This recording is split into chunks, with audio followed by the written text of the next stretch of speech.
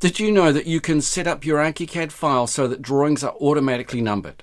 Hi, I'm Jonathan Pickup. I've been teaching Archicad for near on 10 years now.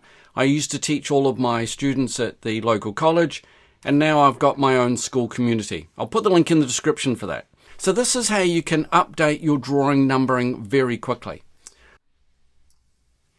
If you set up your folders correctly, when you drag a drawing from one folder to the next, it automatically updates. If you drag the order of those drawings, they update automatically as well.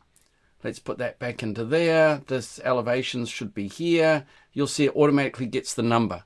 If I grab that whole folder and move it, they automatically renumber. This is all to do with the setting up of the folder settings. Right click, subset settings. So if you set these up to automatically assign the ID and to use the preview and IDs of upper levels, then it works automatically. And you can just grab hold of a drawing, move it, and it just updates automatically. This is really cool and it's very effective, and it means that you don't ever have to go back and check the numbering of your drawings. You just get them in the right order and they automatically update. Thanks for watching.